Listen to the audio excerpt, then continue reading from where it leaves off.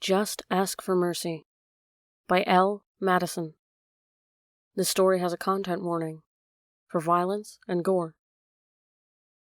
Something is eating the hostas. It's a tricky section of the garden, shaded and north-facing, but the foliage thrives under my watchful eye. I ensure it grows lush and verdant, and only I can coax it from sulking in its hot, dry weather. I'm pleased to see the blue-green tones Sibaldinea flourishing beside the golden variegated undulate's leaves. I'm outraged by the pockmarked damage I've discovered, and search for the culprit amongst the ovate leaves. There, a snail clings to the underside of a leaf, sucked close in on a non-consensual and greedy kiss. I prise it off, and the shell implodes in my pincer grip, crushed mush oozing between my fingertips. I discard the muck onto the soil with disdain, satisfied that feeder has now become food.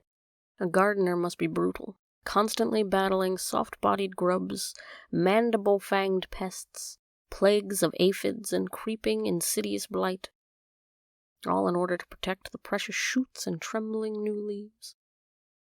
She must also have a hard, calculating heart to destroy what was previously nurtured, cutting back and curbing life when the time comes, sacrificing what was once so carefully created. I, the gardener, am like God. Through me nature flows, giving vigor to the strong and enabling the weak and damaged to pass. Inside the house, the landline telephone clamors, taking 7 rings for Mrs. Nolan to stir from her armchair doze and mobilize her arthritic joints to answer it. Crouched here beneath the open kitchen window, I am perfectly placed to eavesdrop what she says. "Hello, this is Miriam. Oh, I'm as well as can be expected. And you?" "Yes, a very hot spell. The garden's very thirsty." "Oh, really? You're too kind. Honestly, it's too much. It's been an absolute honor. I can't quite take it all in. Trevor would have been so pleased. So very, very pleased. Thank you ever so much. It's all such a surprise. I certainly will. And you too. Cheerio." The telephone pings as it's replaced on its cradle, and I sense Mrs. Nolan shuffling down to the back door to find me. I muse over the emotional wobble I overheard in her voice. She's been prone to tears since Mr. Nolan's unfortunate accident, and numerous well-meaning villagers have proned to offer comfort. But this call was a curious one, and I'm keen to be enlightened. "Mercy, are you there?" "Right over here, Mrs. Nolan." I sound as sweet as maple syrup. Mrs. Nolan emerges from the side of the house, blinking in the bright sunshine, taking a moment to locate me in the shadowy border. "I've had the most remarkable news, Mercy. The village committee has nominated me for the Best Blooming Garden Award. How kind of them. I'm sure it's Trevor's dahlias that persuaded the judges. He took such meticulous care of them. Trevor deserved the nomination, not me. He'd have been so proud, but it's too late." Both Mrs. Nolan and I glance involuntarily to the place on the lawn where Mr. Nolan was found. I'm pleasantly surprised to notice how prolifically the daisies are growing. They're clearly thriving from minerals in Mr. Nolan's blood. Here we go. Mrs. Nolan's eyes are welling up and her chin is wobbling. I stand, knit my eyebrows together with a show of concern, and gently usher her back indoors to put the kettle on. That's when I know there's no hope left for Mrs. Nolan. A well-meaning nomination, probably from sympathy votes, has exacerbated her misery and reduced her to convulsive weeping, proving any pleasure in life is now well beyond her grasp. What particularly irks me is that the dahlias were mostly attended to by myself, at least ever since Mr. Nolan's stroke last year, and I've exclusively cared for them since his recent demise. The dahlias, the roses, those blousy, vulgar petunias that Mrs. Nolan chose, and I obediently bedded in. The nomination is all thanks to me. The world has no place for the old and feeble. In this very garden, right under our noses, nature uses all manner of macabre means to ensure order is kept. Pincers, stingers, poisons, parasites that eat their host slowly from within.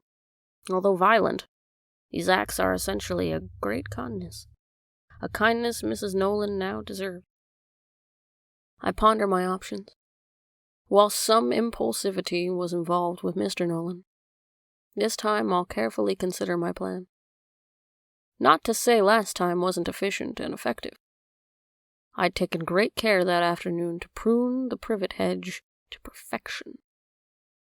I was clearing away the cuttings, gloved as the sap can sting, whilst Mr. Nolan limped up and down, pedantically questioning some cross-branch irregularities he perceived in the shrubs.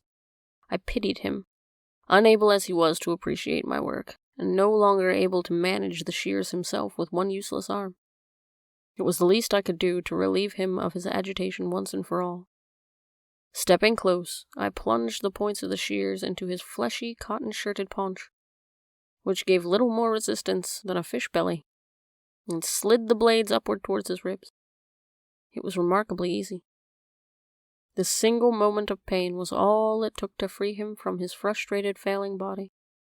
A poppy crimson stain blossomed under his spread fingers as he clutched his gut in a futile attempt to hold back his seeping blood.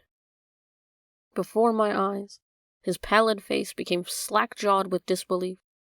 He gurgled and spluttered, eyes bulging pleadingly, but there was nothing left to be said. As he staggered, I gently grasped him by his shoulders and guided him down to the ground face first, so the blade tips emerged through his back like fresh new shoots. It looked every bit the tragic accident, the clumsy fall of a foolish man carrying tools he couldn't handle when he should have left the work for the gardener. I removed the remaining cuttings under the pretense I'd left much earlier, and left for Mrs. Nolan to find as she returned from the parish cake sale. Perhaps a similarly violent end for Mrs. Nolan would be fitting. I'm briefly excited by the thought of her pale wrists cut to scarlet ribbons by secateurs. Driven to suicide by grief, of course. I suspect the bleeding out would take some time, and given the neighbors' windows will be wide open in the summer heat, enabling them to hear her screams, maybe this is an unwise option. A fall on the patio?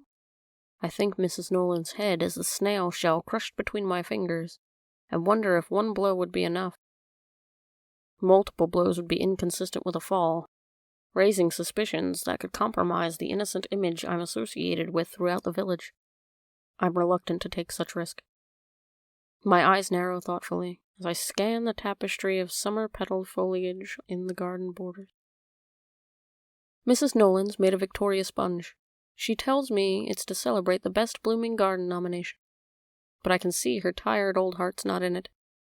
Nevertheless, we're both playing along with her pointless charade while it lasts. "Do have a slice before you go," she urges me. "I'll wrap up an extra slice for you to take home." We're sat at her little kitchen table. I've taken Mr. Nolan's chair as I'm curious to see her reaction, but she doesn't comment. She's adored my company since he's been gone, evidence of her lonely, pitiful existence. My heart swells to think that soon I'll have released her from her misery. "Won't you have any tea, Mercy?" She looks quizzically over the top of the cup at my untouched one. "I'm enjoying the delicious cake, Mrs. Nolan. I'm certainly glowing with anticipation, but not at the sickly slice on my plate. Rather to see beads of sweat break out on her forehead." Mrs. Nolan raises a hand to her heart, probably feeling some palpitations. "Mercy, you've been a rock over these last few weeks. I don't know how I would have coped without you," she tells me earnestly. A curious sensation passes through me. A brief flicker of guilt. Possibly even doubt. After all, it's not too late, is it? I push the inconvenient emotions away. Remembering my role as gardener requires ruthless management of the weak and sickly, and I wait. It's all happening fast now. Panic creeps into Mrs. Nolan's face as her heart begins to gallop like wild horses. She gasps, reaches out a hand towards me, but knocks my plate of cake onto the floor. Both smash into pieces on the tile. Digitalis peruria, A cottage garden favorite, commonly known as the foxglove, is an excellent pollinator, adding height and structure to summer borders. It's also highly toxic. The foxgloves I propagated have been glorious this year, in my opinion outshining the dahlias by far. From the unripe green seeds, I've ground a paste and steeped it in the tea that Miss Nolan poured from the pot. Her cup stands empty on the table, white and fluted like the trumpet of a foxglove flower. I watch closely, and am certain Mrs. Nolan experiences minimal pain as her heart racing outruns itself, my face disappearing from her view as her vision blurs and darkens. At her age, no one will suspect a thing. The village shop door tinkles as I enter, and I wait patiently while Janet serves a child buying sweets from one of the large jars on the shelf. I smile indulgently at the youngster who glances uneasily at me and takes a wary, wide sidestep around me as he leaves. So strange that children often sense their vulnerability better than their adult counterparts. "Mercy! How are you bearing up?" Janet is the picture of kind concern. "Such a blow to hear about Miriam. I heard you were there when she took poorly?" "It was terrible," I murmur, eyes downcast. She'd never truly recovered from finding Mr. Nolan in such a state. "It was the shock, wasn't it? And a broken heart. Maybe it's all for the best." Janet shudders before her bright demeanor returns. "What can I help you with?" "Could I just pop a note in the window, please? To let people know I'm available for work?" With Janet's permission, I take out from the bag the card I've carefully written my number on, and slide it into one of the plastic sleeves hanging in the shop window. It's placed alongside local business cards for adverts for piano tuition and babysitting. In my neat, orderly cursive, I've written my number and a friendly message. I'm confident there will be a good response, especially as the Best Blooming Garden Award is still up for grabs. Does your garden need some love and care? Call now for experienced help. Just ask for mercy.